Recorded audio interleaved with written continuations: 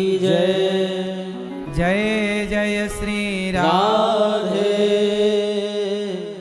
जय जय श्री राधे।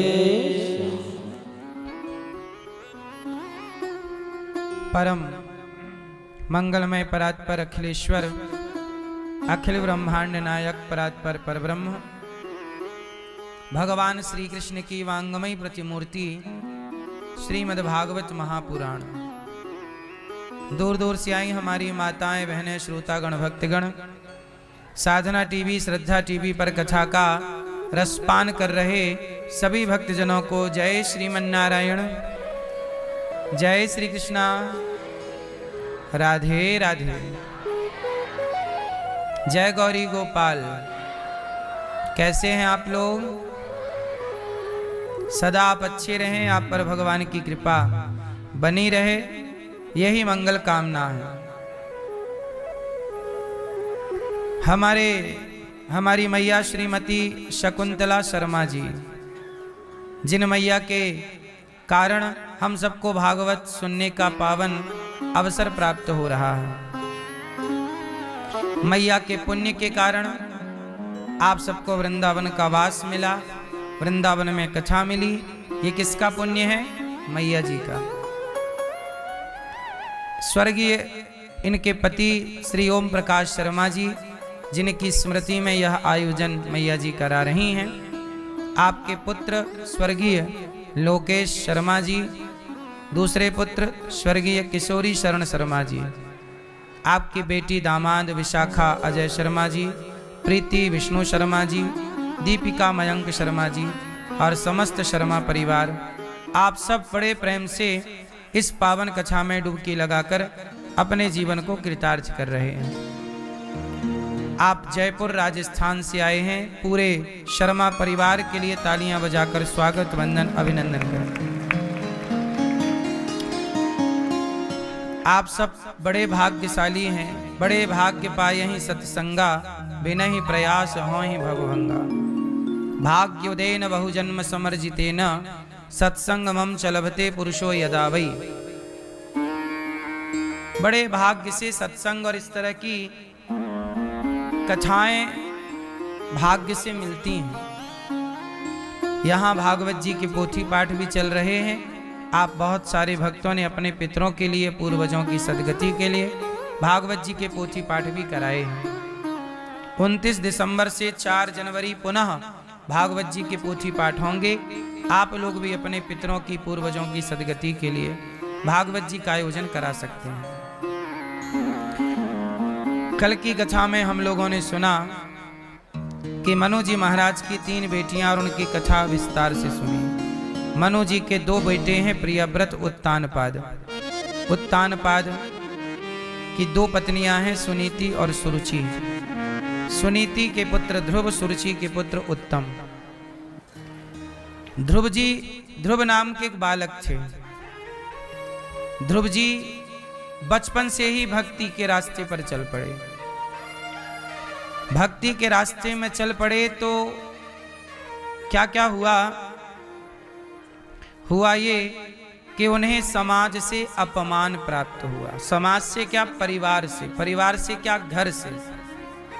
जब ध्रुव जी अपने पिता की गोद में बैठने गए तो ध्रुव जी की जो सौतेली माँ थी, उन्होंने हाथ पकड़ के नीचे गिरा दिया। बेटा, तुम इस गोद में मत बैठो, क्योंकि इस गोद में मेरा बेटा बैठेगा। तुम मेरी सौत के बेटे हो, इसलिए तुम मत बैठो। ध्रुव जी महाराज छोटे बालक तो थे ही, अपमान हाथ पकड़ के नीचे गिरा दिया सुरुचि माँ ने। उत्तानपाद कुछ बोले नहीं, क्योंकि वो पत्नी के अंधे प्यार में पागल थे। जहां व्यक्ति स्वार्थी हो जाता है, वहां धर्म अधर्म का वो ज्ञान नहीं रखता। स्वार्थी इसलिए कहता हूं कि धर्म अधर्म का ज्ञान होना चाहिए। ध्रुव जी महाराज 5 साल के बालक हैं। 5 साल के बच्चे का अपमान करना ये कौन सा धर्म है? और वो भी अपने पिता की गोद में जाके बैठ रहा है, इसमें गलती क्या है? पिता की गोद में तो हर बालक जाके बैठता है, पर सुरुचि का कहना है कि पिता की गोद में मेरा बेटा बैठेगा, तू नहीं बैठ सकता।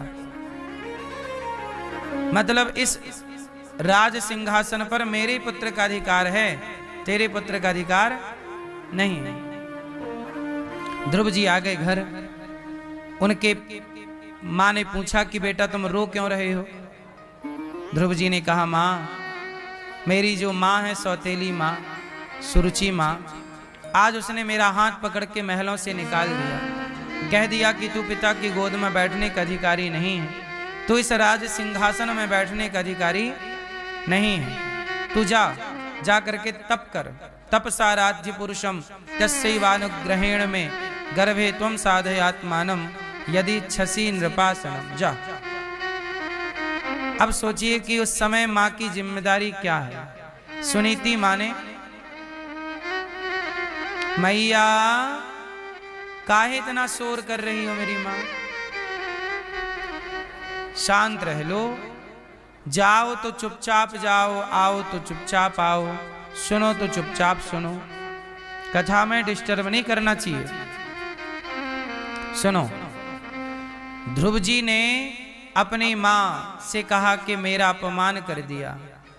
तब उनकी माता ने समझाया कि बेटा, ये अपमान सम्मान के चक्कर में तू ना पड़, तेरी माँ है वो, जो कह दिया सो कह दिया, पर एक काम कर, तू जाके तप कर, तेरी माँ ने ठीक कहा है। जा, तू पिता की गोद में बैठना चाहता था ना, पिता की गोद में क्या बैठता है, जा। पिता की सिंहासन में क्या बैठता है, जा। अपने बलबूते, अपनी मेहनत, अपने त्याग, अपनी तपस्या से ऐसी सिंहासन तू तैयार कर सकता है बेटा, जा। अपनी सिंहासन खुद बनाओ ना, दूसरों की सिंहासन में क्या बैठना।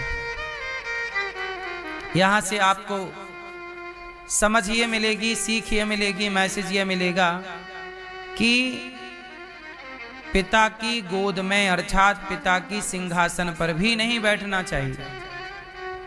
आप अपने को इतना मजबूत बनाइए, कामयाब बनाइए कि आप अपने सिंहासन पर खुद बैठें, अपने लिए खुद सिंहासन तैयार करें।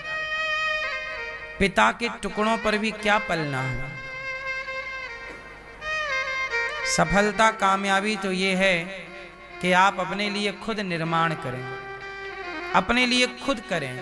आजकल भारत में ये बहुत देखने को मिलता है कि बच्चे लोग पिता की संपत्ति पर ऐश करते हैं, बाप की संपत्ति ऐश कर रहे हैं।